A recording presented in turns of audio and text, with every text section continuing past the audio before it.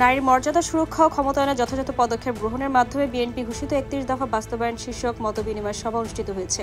সমাজের ভিতরে দেখেন নেশাগ্রস্ত, মাদকাসক্ত এইরকম ভালো ভালো ছেলেরা কিন্তু খারাপ হয়ে যাচ্ছে, তো এটা কি ব্যবস্থা নেবেন আপনারা? আমরা পাড়া মহল্লার বিভিন্ন স্বেচ্ছাসেবী যে সংগঠনগুলো আছে, মুরব্বীরা আছে, সবাইকে নিয়ে মাদকের উৎসটা কি, কিভাবে মাদকটা সাপ্লাই হয়, এগুলো সবকিছু নিশ্চিত করব। সাথে সাথে যুব সমাজ যেন মাদকের প্রতি আসক্ত না হয়, এই জন্য তাদের জন্য স্পেশাল ট্রেনিং এর ব্যবস্থা করা হবে।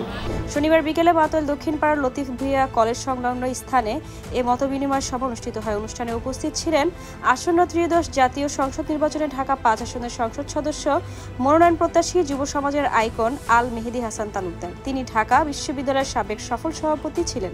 বেকারদের জন্য আপনি কি করবেন? আমরা আমাদের যুব সমাজকে প্রফেশনাল ট্রেনিং দিব বিভিন্ন ভাবে। শিক্ষা জীবন শেষ হওয়ার পর অন্তত ১ বছরের ভিতরে তার চাকরি নিশ্চিত হবে, নতুবা তাকে কোনো না কোনো ভাতার ভেতরে তাকে ইনক্লুড করা হবে। এ সময় আরও উপস্থিত ছিলেন মাতোয়াল প্রেস ক্লাবের সভাপতি এম এ সিদ্দিক মিয়া সহ এলাকার গণ্যমান্য ব্যক্তিবর্গরা। M A Swarna, DCN Bangla, Dhaka. যে আগামীতে বিএনপি ক্ষমতায় গেলে ওই দলের কর্মীদের ভেতরে যে রেশন কার্ড ভাগ করে দেওয়া, এসব হবে না। এটা আমাদের ম্যান্ডেটের, এটা আমাদের একটা বৃহৎ পরিকল্পনা আছে আমাদের। আমরা ভবিষ্যতে ফ্যামিলি কার্ড দিব সবাইকে।